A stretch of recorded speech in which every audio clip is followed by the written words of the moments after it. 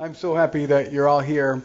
Wow, this is probably I've been doing this now for 2 years as far as the SMIF is concerned, and I don't think we ever had something where the venue looks so beautiful, and everybody. We have Robert Dagler here today that makes everything look better, of course, Professor Dagler, and the food and just a great advisory board, a great class, great students, and this is for me it's special because the last 2 weeks we've worked. We work during the semester, obviously, but it's always the last 2 weeks where we fine-tune these presentations. And we work hard, and every so often you have the panicky student coming in and telling you, oh my gosh, this is terrible, what are we going to do? And it's part about, it's all about, living, right? It's all about real life. And this is what this class is about, When I first was asked to teach this class, I wasn't quite sure how to approach it. And then I realized what this class is. It's something. It's basically a lesson in life, and basically how do you operate in the business world. And when everyone who's sitting here, the 9 judges that we have here, except Nina who's too young, but the rest of you too, Nina, you're a CFA. I have to be respectful of you. Yeah. We've all gone through ups and downs. We've all experienced, incredible setbacks. I know I have as well. And yet we probably know the formula to success. And that formula is perseverance. And it's basically hard work. And anytime I've taken a shortcut in life, I've always regretted it because it always comes back. And so when I was thinking about the SMIF and how do we approach this and how do we put this class together, I realized the most important thing is we need to offer our students a solid foundation. We cannot just teach them methodologies or a term here, a term there, and not just fuse everything together within that solid foundation. And so when they first come in, I tell them, that my goal is to get them a good job, and that's the goal of the class. It really isn't about a grade. It's much more than that. We have students in this class that are not enrolled in the class, that are auditing the class and have worked as much or more than many students that are enrolled in the class. We have students in this class that have graduated from the MSF program, the Masters of Science in Finance program, with their degree, and have asked me to please, allow them to participate, and actually some of them will be presenting tonight because they understand the value of a class like this. And so what we offer the students is experiential learning. It's not a matter of introducing them to Bloomberg and telling them, this is what you need to learn. No, it's like you learn Bloomberg, you learn capital IQ through using it because you have to. So what do we do in the SMIF? We place the students in teams. And every team belongs to a different sector. So we have 8 different sectors, and they will be presenting today. Each one is 2 hours, so you'll be here for 16 hours. No, not quite. See, I'm trying to put the expectations like that so that when we do only 9 hours, they're okay. So, so when they're put together in teams, they have to basically find the hidden gem. And they understand that their decision, and basically, whether you accept it or not as judges, does have some significance because their stock, their equity, if accepted by the board, will actually be in the portfolio. And that portfolio will, it's actually made up of real money. It's about 285 right now. And so when they work together as teams, first of all, for many of them, it's the first time they've worked in a team where, the dynamics, may not be as let me just say, they may not know each other quite well. Okay, so they're not like put in teams where they're all friends. They're actually, they're put in teams. I put them in different teams based upon their experiences and what they're able to do. And so they work in these teams. They work hard. They find these hidden gems. They learn the methodologies to do this. Nina was instrumental in helping us develop a template where the students can actually just upload equities and look at different ratios and decide, what are we looking for here, because there are hundreds of stocks to select from. Eventually, once that's done, the students are actually, taught to basically create DCFs from scratch. I don't want them to use a template because if they use a template and they have an interview, they will not know, exactly how this DCF actually works. So by creating DCFs from scratch, by learning other valuation methodologies, that we can actually look at in Bloomberg itself, they actually learn the mathematics of looking at portfolios. And one of the things we've done also is, when they do their analysis, they need to make sure how the math works in every little bit of this. And I'm a stickler for that. They need to be able to explain everything. If not, they really haven't learned it. Subsequently, they act like forensic investigators. They look at the company, they look at the financials, they look at the off-balance sheet items, and they have to determine whether this is a good buy. Because if we believe that the markets are semi-efficient, at least, we would expect that, everything has been incorporated into the stock price already. But that's not necessarily the case. Many times, that's not what's happening, especially with companies that may not be as familiar to us or not followed by analysts as some of the better-known firms are. So when they look at these companies, and everything is put together, and they look at the financial statements, they look at the history, they look at the industry. It has to be looked at within the context of the industry itself. Then they have to, again, read the 10Ks, read the financial statements, and decide whether this is a good pitch, whether they found something that the rest of the world has not seen or forgotten about. And that's what the SMIF is all about. It's about hands-on experiential learning. It's about teaching the students the methodologies, the techniques, equipping them with a skill set that will actually allow them to succeed, in this economy that we live in. Somebody coined a phrase the other day that I loved when we were at that meeting, and I'm going to use it, but I'm not going to take credit for it. And that is, we're trying to train our students to be beyond the Series 7 crowd. And by that I mean I'm training them to be thinkers. When you all hire my students, you're looking for individuals that are problem solvers. And many times what happens, and I tell this to my students all the time, is like, individuals are given a task to perform, and if you're given something to do, it's because it's probably not easy. And the worst thing you can ever do if you are, a new employee in a firm is basically say, "Oh, can't handle it." You need to figure it out. And the SMIF hopefully has helped you in figuring it out. Okay? The board, I want to thank you. Bart, thank you for driving from Naples. Bart is the branch manager, Raymond James, in Naples, Florida. He's been a friend for many, many years and very successful FA. He went to a little college in Massachusetts called Harvard. I don't know, I've heard of it, but don't know quite about it. And he's a true friend of FIU. He comes here, pretty much every semester. And thank you so much for being here today again. Thank you. Harvard's the FIU of the North. That's right. I should have said that. That's right. George, I promise not to embarrass you today. I promise, but I will tell. I have told my students about you a little bit.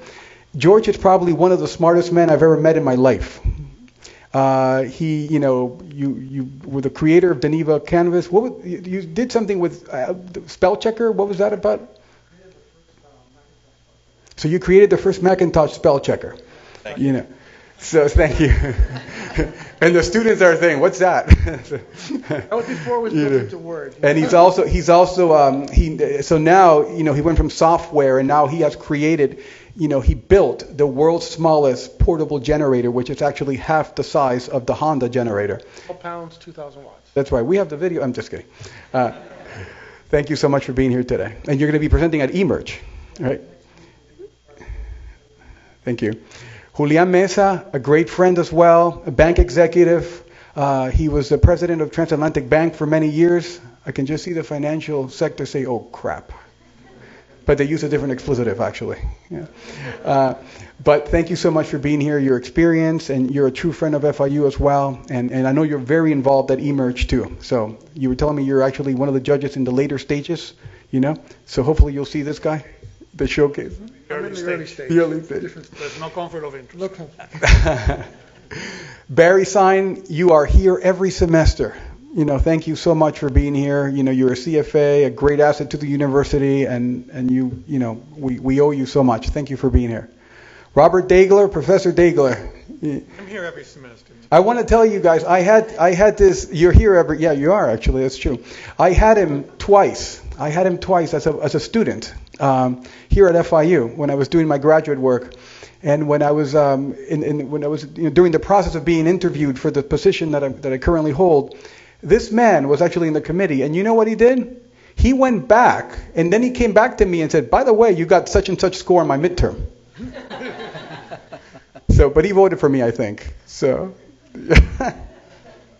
Nina, you do a little bit of everything, and you've been so helpful to the students. I can't think of anybody who's actually been, more supportive of the SMIF students than you. And you're actually an alumnus of the program itself. You were here. You were a student at one point, right? That's what you told me, at least. Thank you so much, Jose. Congratulations. This is our new dean, Dean Aldrich, and he will be heading the College of Business.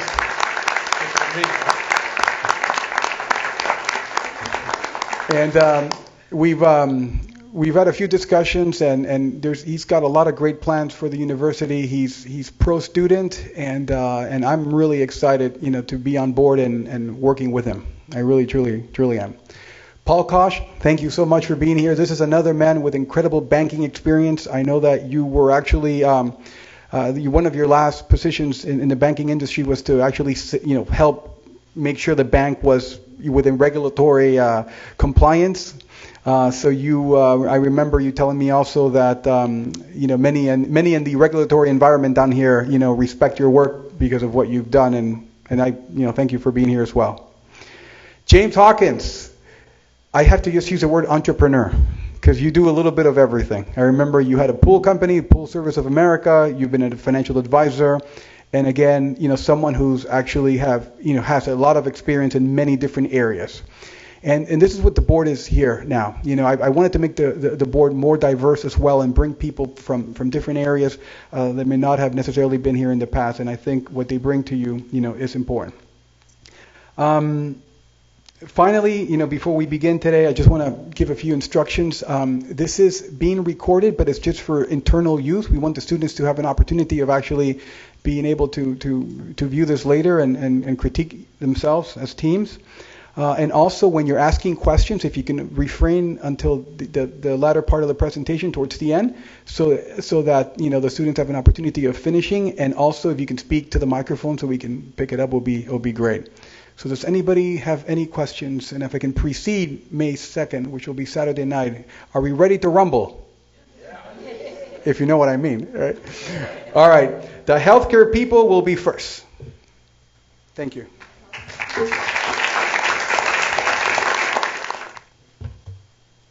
Well, first off, I'd like to thank everyone for being here. My name is Daniel Rodriguez. I'm the healthcare sector manager. This is the healthcare team. First question of the day. Everyone's still sick, right? So we still need healthcare, right? Yeah, okay. We're done, guys. All right, let's go home. I'm just kidding. Yeah, I'm really happy to be here. After 6 semesters of being here, I guess you could call this my retirement speech. I'm not going to talk as long as Flavio did, so don't worry about that. We're here to move along now. And I just really want to thank the board, Kathy and Flavio, for such a wonderful and unforgettable opportunity and experience being here. I was here since a freshman. And today, we're not here to just pitch another equity. We're here to pitch a story. And without further ado, I'm going to pass it off to Alfredo, and he's going to kick us off with the industry overview. Thank you, Danny, and thanks everybody for being here. Okay, we're finally here. We're happy we found a company. We took 16 weeks to search for this baby. And there is a company that is positioned in the right place at the right time to take advantage of the healthcare sector market. What I refer to that is two phenomena that are happening today in our market. One, there is a growing population that have access to insurance. Okay, so the government and private insurance are pressuring pharmaceuticals to lower their prices on their drugs. So, and the other phenomenon that's happening is the patent cliff of 2015 is a resolution that FDA will give a new drug companies 10 years for them to be the only one who can produce and sell a drug. So that thing's going to expire, and a lot of the major companies have a lot of pipeline of drugs coming into the market. So now generic drugs have the opportunity to come into the market and start producing those drugs at lower prices. So these conditions and the demand from the government sector and insurance is that kind of allowing the generic drug market to come into place and start taking benefit of the situation. To illustrate that, we're going to show you in the next slide. This is the generic pharmaceutical index and how it's performing much better than S&P. It's 39.17% better year to date. And the market, the addressable market that we're talking here is expected to grow to next year $427 billion.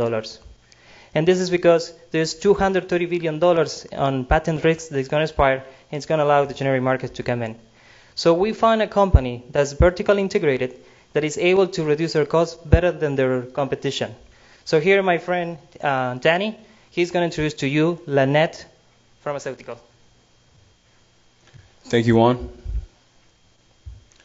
So today, we're going to explore our company, Lannett. This company is a true growth story, showing great innovation and exponential growth over the past few years.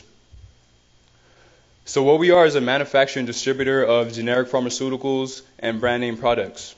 A couple key highlights. The company achieved a compound annual growth rate of 146%.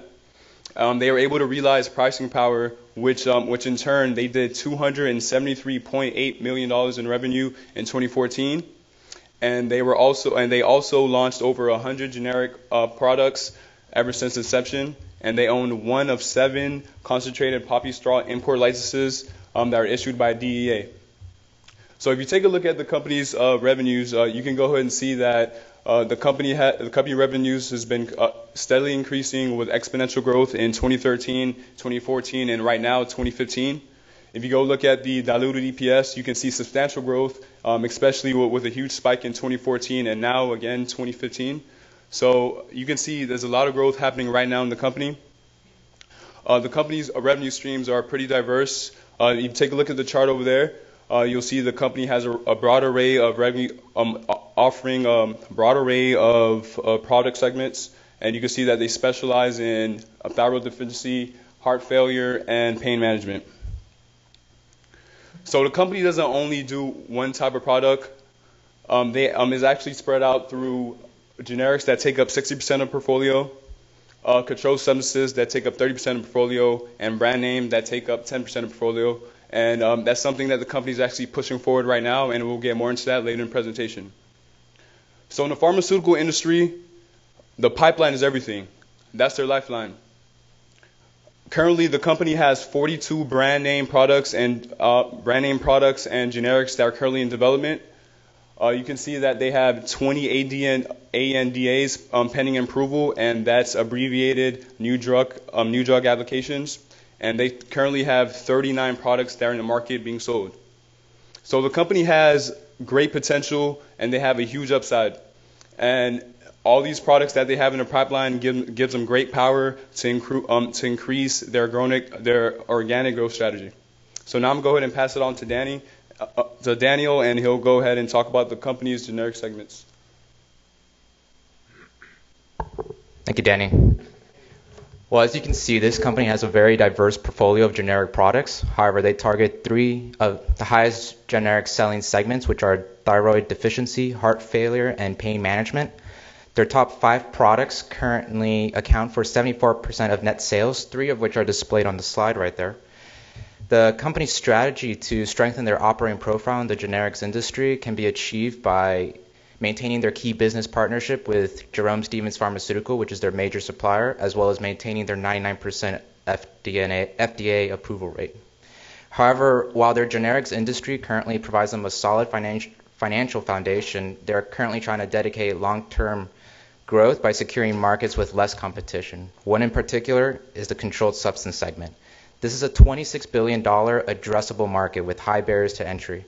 However, in 2007, Lannett acquired Cody Laboratories, which holds a DEA license to directly import concentrated poppy straws. They are only 1 out of 7 companies to hold that license. Just to go a little bit about concentrated poppy straws, those are the main natural raw ingredients of active pharmaceutical ingredients, which in various dosage forms can be utilized for pain management. Just to go a little into detail, these CPS consist of 4 alkaloids, which can produce 8 APIs, which can then be used to produce 44 products and introduce them to the market. One of them has already been created and is a pending FDA approval. And this brings me to my next topic, C topical solution. This is currently in the process of phase 3 clinical testing, and it is utilized as an anesthetic for ear, nose, and throat surgery. Its advantages are that it increases the number of procedures per day due to the faster therapeutic onset, as well as usability. Physicians prefer using this drug versus the current physician therapy of combining 2 anesthetics during one procedure. Next, I'll pass it off to Javi, who will explain to you a little bit more about the company financials. Hello everyone, my name is Javier Lopez, and I'm going to be walking you guys through a financial analysis on Lannett. So just to touch upon really quick what Danny just mentioned, Lannett is a company that's doing business in the generic pharmaceutical environment. Now it's also had the opportunity to look into other markets to focus on, and they're looking at diversifying their portfolio by going ahead and tapping into both the controlled substance market as well as the branded market. So as you can see here, we're going to take a look at how the company is going to continue to grow the revenues with these 2 extra market segments. From the year 2013 to the year 2019, the company is forecasted to continue to grow at a compound annual growth rate of 25%. This is pure organic growth. As you can see, by the end of 2019, they're forecasted to generate a total of $600 million in revenues. 60% of these revenues are forecasted to come from the generic drug business. And as you can see with the 2 top layers there, 30% is coming from the controlled substances and the 10% is coming from the brand drugs. So again, as you can see, these 2 top layers are adding an extra layer of revenues that the company can now take advantage of. Now going on to the next slide, I want to touch upon the unprecedented growth that Lannett has experienced in the last year. From 2013 to 2014, the company has increased in both net sales and operating income. In net sales alone, the company has increased 81%.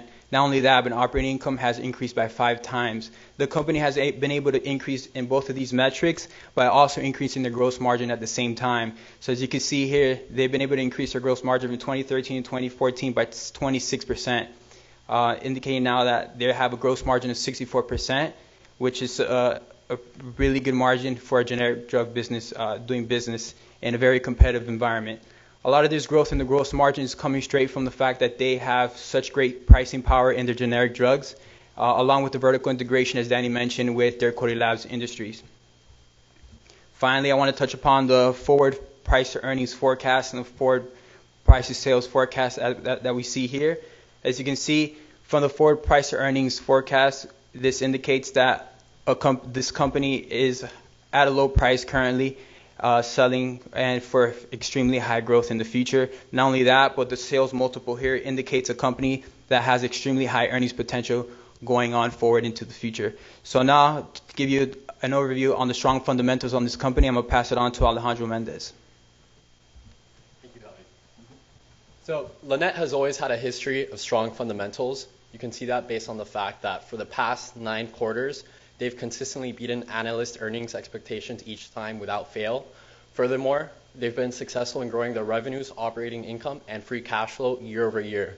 So far in 2015, the company has received 4 product approvals, and they're currently seeking out strategic M&A opportunities. Now I want to talk a bit about how the company stands relative to some of their competitors. So if you look in the top section, you'll see that the company's profitability margins are significantly better than those of its competitors. This is mainly because of successful vertical integration thanks to its wholly owned subsidiary Cody Labs, which as a result enables the company to control its own supply of active pharmaceutical ingredients, and that way they don't have to go to a third-party manufacturer and pay for them at a higher cost. So these great margins combined with management's history of consistently making smart decisions is what leads to the great return on assets, return on equity, and return on invested capital that you see there. Now, if you look at the bottom, it's interesting to see that basically the company has virtually no debt. This is good because one of the potential catalysts for the company is a potential merger and acquisition opportunity or acquisitions of abbreviated new drug applications. So The reason that they have no debt, that's important because if one of these opportunities arises, they'll have a much greater degree of flexibility with regards to debt financing than their competitors. So their competitors might have significant amounts of debt, so they won't be able to raise as much capital, and perhaps they won't be able to take advantage of the opportunity. Now, this shows how the company stands relative to other companies from a valuation standpoint. If you look at the first three metrics, enterprise value over EBITDA, price to earnings, and price to earnings growth, you'll see that the company is very cheap compared to its closest competitors. Also, if you look at the graph on the right, you'll see that the company's share price has outperformed not only the S&P 500 index, but also its peer index by a large margin. And now, I'd like to pass it on to Danny to discuss our valuation results and final recommendation. When looking at our comps-based approach, looking at the value of this company, we average about a 20 to 30% growth. And when we looked at our DCF assumptions, we also realized a huge amount of growth coming from their pipeline and future activities, nevertheless concerning the M&A future opportunities that will arise from that particular growth. Altogether, these valuation strategies allowed us to arrive at a target price of $86.17, realizing us at a profit of a potential upside of 41%. So finally, to say a company has beat earnings once or twice, it's a good sign. But to say a company has beat earnings 9 times in a row with a CAGR of 30%, that's an obvious sign that the company is growing at a clear rate. A diverse pipeline is definitely something a company in a growth position wants to have, and we have that, especially when our future expected growth is set to go up. Lastly, our 99% ANDA approval rate is something that our company has in its pocket and is prepared to launch at its clear leisure. Our recommendation for this company is a clear buy, not only because it gives us an upside of 41%, but because it aligns directly with the strategy of this portfolio, which is long-term growth. So ladies and gentlemen, today I'd like to thank all of you for listening to us, and I'd like to open up the floor for questions and answers. Thank you.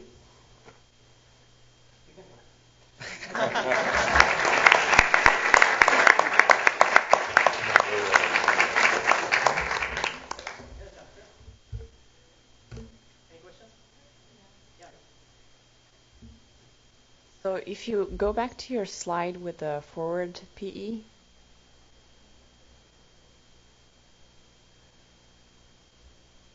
okay, so you're 14 last Q. So this is assuming the growth rate of 25%, growth rate in earnings, that your forward PE is 16.19 and 17. Yeah? Yep. Another question I had about the float. It looks like there is a fair amount of trades, shares that are not being floated. Who you mean to the shares outstanding?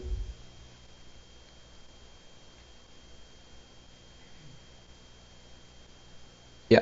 So we believe that the difference is to the amount of shares that the management holds that aren't currently traded right now. But I may be mistaken, and in the event that I am, I could get back to you with that information. Sure. Yeah. Could you tell us some of the challenges this company has in terms of realizing that? What are the downward risks? Sure thing. So here we allow me to navigate to the index. We have some risk factors. Our main risk factor is definitely that currently this company operates in the generic pharmaceuticals subsector, and it has a key partnership with Jerome Stevens Pharmaceuticals. 60% of our revenue comes from that key partnership. So one of our main risks is that in the years to come, they won't renew our contracts with us. Now, the way we mitigate this risk is that our company is currently prepared to use their other segments to navigate their growth towards those segments. Those segments being the controlled substances segment, when they arrive, when we're talking about Cody Labs, their subsidiary, and how they can produce 44 different products from their CPS license, which they're one of 7 to hold, and then their fully integrated drug that they are soon to, have approval from the FDA, the C topical solution. So they want to navigate that growth from generic, to controlled and to eventually brand name products over time, and that's how they plan to do it. There is regulation, risk, and then there is, margin risk because we are heavily investing in research and development. The company is heavily investing in research and development, and some of the margins obviously have risk of not returning. But over the long term, we feel that this company, we're very confident that is going to realize those margins over time. Two questions. One question is, if you go to the PEs. This one or the other one? No, the other one.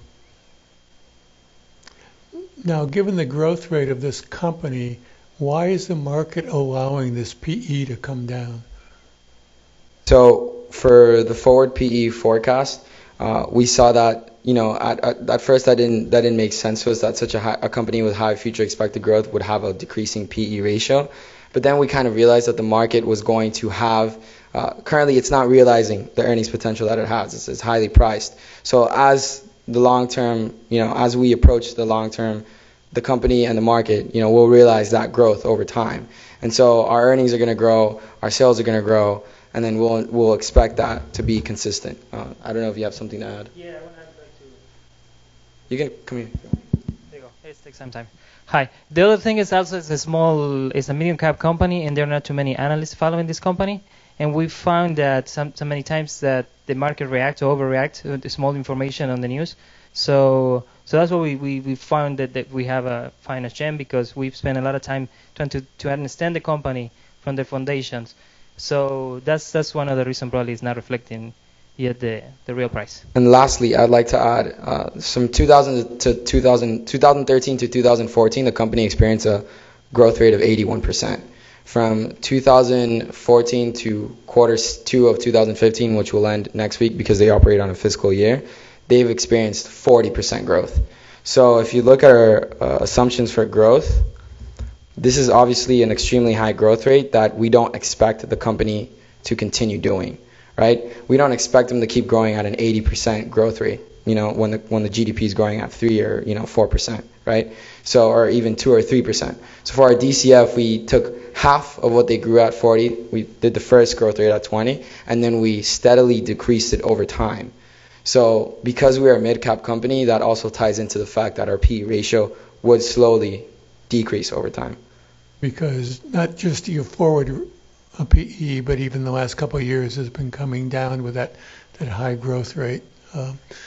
The other question is, in this area, one of the potential problems is you have a pharmaceutical where because of whatever product, whatever types of substance you put in there, some people can have a bad reaction, and then especially if some people die, and then they get sued, and they have big payouts. Any comments on? Absolutely. Litigation risk is a risk that every single pharmaceutical company faces, let alone generic pharmaceuticals. What's really good about generic pharmaceuticals is that they're not so much similar to brand name specialty pharmaceuticals, where brand name specialty pharmaceuticals are the ones that are producing this drug, developing this drug, taking this drug out of the market. The way generic pharmaceuticals work is after their 20-year patent expiration period, so after 3 trials of FDA approval and 20 years of operation, a brand name drug will expire. At that point of expiration, a company like Lannett will come in and say, look at this, we have this addressable market because all of these drugs are set to expire within the next 3 years. So what they do is they'll take these drugs, they'll remake them with the exact same chemicals, the exact same ingredients, and take upon some active pharmaceutical ingredients from their own supply, like Lannett does with Cody Labs, and they will just recreate this drug and sell it at a 70 to 80% discount. So that is exactly the same drug. It gives exactly the same results, and the risk for injury is very little. Now, am I saying that injury is not going to happen? Of course it's going to happen. It's going to happen, and it's going to happen regardless, but our mitigation risk for injury has increased substantially because we are just a generic pharmaceutical company. We're not developing a new drug. We're only developing one drug, and that's it. Most 60% of our growth comes from generic growth. This company in over 40 years never had one fine from FDA in their production line and manufacturing. They're producing in the United States, and a lot of other companies that are not producing here, sometimes they write through contamination and they have an issue on their product. This company never recalled any They don't product. have a problem with fillers because one thing these generic pharmaceuticals do is they change the fillers, and that can have an effect on people. And we're totally agreeing with you in that sense. We're not saying that injury is not prone to happen. It's prone to happen, but we feel the company does its best to mitigate the risk of injury. Yeah, have you looked at price pressure or how it compares with other competitors as opposed to volume growth Absolutely. So on the products? within its segment, something that the company has realized early on is its pricing power. And what Alfredo was saying was that at its current moment in time, the company has realized a position where it can produce pricing power. And that is why the margins have grown substantially over the past 2 and 3 years. So the reason why this happens is because they not only fully operate with their subsidiary Cody Labs, and this operation gives them complete control of its supply. There's one of 7 companies that has this license. There is no foreign competition and very little domestic competition. So this gives them direct control of its supply. So let me give you an idea. One of these poppy seeds that you see here gives off 4 different types of alkaloids. From these 4 different types of alkaloids, they extract 8 different types of active pharmaceutical ingredients. And from these 8 active pharmaceutical ingredients, they can produce 44 different products. 1 out of 44 they have already produced, and it's their C topical solution. There's 1 vertically integrated product that they have, and this gives them an adjustable market of 43 different products that they can look to develop within their future.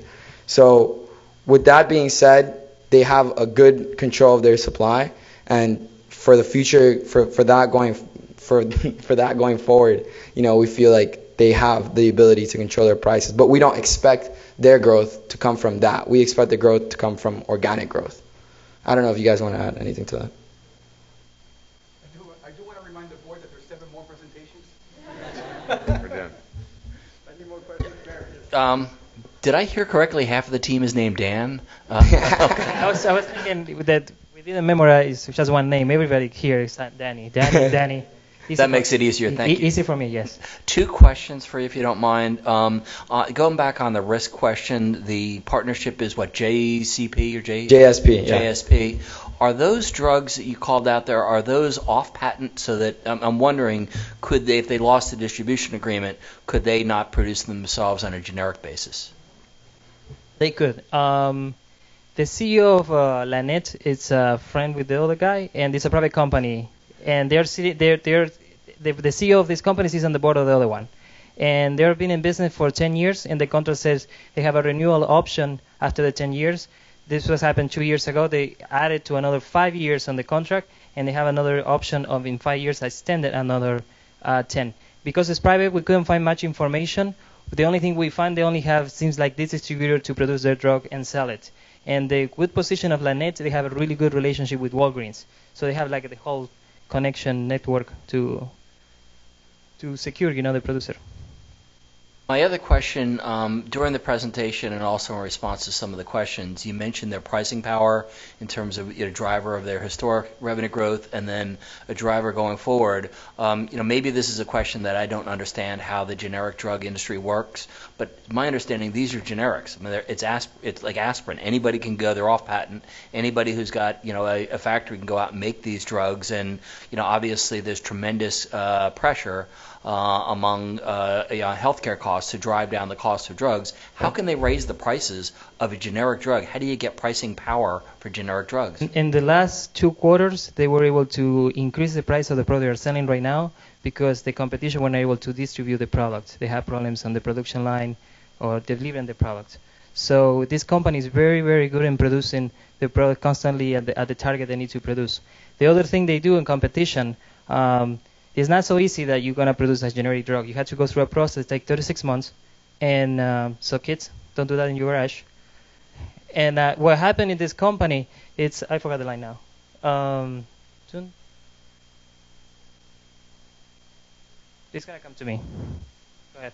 So, I mean, it is a risk that we face, but because their main competitors don't have the supply distribution channels that we do, they really don't have the abilities to produce at the level that we are, thus commanding the price that we have. So the strategy of Lannett wasn't really to build drugs that were, blockbuster drugs or following big drugs or very common drugs like aspirin. They've focused on specific type of drugs, and thyroid deficiency, pain management, and heart disease. And so within these specific drugs, there's only very few competitors that operate within these markets. And because of this, they are able to produce that pricing power when they saw that their competitors didn't have that supply control as much as they did. I remember now. Finally, this line. What happened with their products, you had to wait 36 months. So you know who is applying for that drug. And maybe when you go into launch, you have 15 other people competing with you. And their history, only one time they got approved, and they didn't decide not to follow it because of the marketing cost, because it was more than 15 other competitors. So this company are very precise on how they execute new drugs distribution. I just wanted to add one thing. Not only is their pricing power one of the advantage, but also their ability to reduce costs because of the vertical integration. Right now, if there was a time right now that margins were important, it's right now more than ever. Regulation is basically looking to squeeze margins, so that's really going to hurt a lot of their competitors. But thanks to the vertical integration that allows them to achieve these great margins, that won't really be much of an issue for Lannett.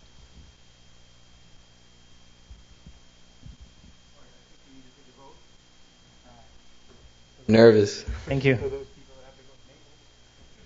So all those in favor, just raise your hand if you're in favor of the company. So you have 1, 2, 3, 4, 5, 6, 7, 8. You're done. 8-1. Congratulations. Yes.